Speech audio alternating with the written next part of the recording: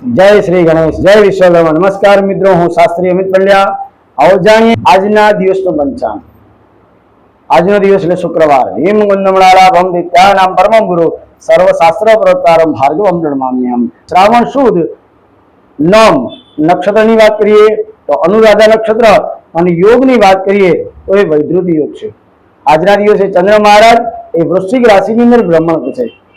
સાથે હવે જાણીએ આજના દિવસના શ્રેષ્ઠ ઉપાય અને કયા દેવની પૂજા કરવાથી આપણા જીવનની અંદર આપનું મંગળ થાય। શિવજીની સાથે ભગવાન શુક્રવાર છે તો મા લક્ષ્મીની પૂજા કરવી જોઈએ। સાથે સાથે મા દુર્ગા અને સંતોષી માતાની પૂજાનું પણ ખૂબ મહત્વ છે। શુક્રવાર હોય એટલે આપણે સામાન્ય રીતે જાણીએ કે વૈભવ લક્ષ્મીની પૂજા કરવાથી જીવનમાં સુખની પ્રાપ્તિ થાય। વૈભવ લક્ષ્મીની સાથે સાથે એટલી જ જરૂરી છે ને શુક્ર ગ્રહની પૂજા પણ જરૂર છે, કેમ કે મોજ શોખ વૈભવ વિલાસ સંપત્તિ આપવા વાળો કોઈ દેવ હોય ભગવાન શુક્ર છે। સાથે આજના દિવસે શું કરવું જોઈએ તો સવારે સ્નાનાદિક કર્મ કરીએ, ભગવાન શિવજીની યથાશક્તિ પૂજન કરીએ, ભગવાન પર બિલોપત્ર અર્પણ કરીએ, ભગવાનની સેવા ભગવાનને અર્પણ કરવી જોઈએ।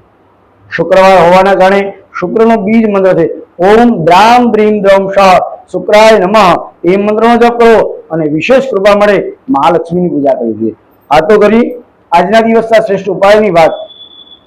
સાથે સાથે આવો જાણીએ 12 રાશિઓનું ફળ શું છે, કઈ રાશિમાં આજે કયા ફળની પ્રાપ્તિ થશે।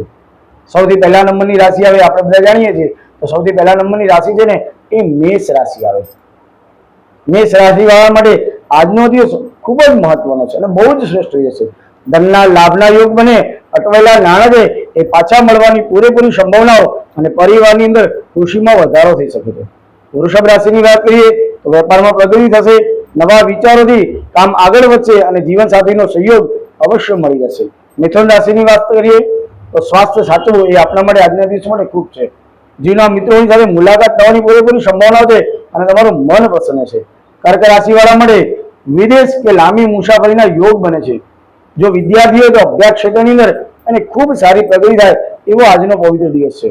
સિંહ રાશિની વાત કરીએ ઘરમાં સુખ શાંતિ જાળવશો, પદ અને પ્રતિષ્ઠામાં વધારો થઈ શકે અને માનસિક બળ એ મજબૂત બને।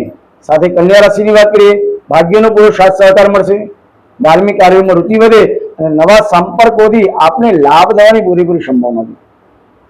તુલા રાશિની વાત કરીએ આર્થિક બાબતોમાં સાવધાની રાખવી, અજાણ્યા લોકો પર ભરોસો ન કરવો અને શરીરને ખૂબ જ સાચવવું।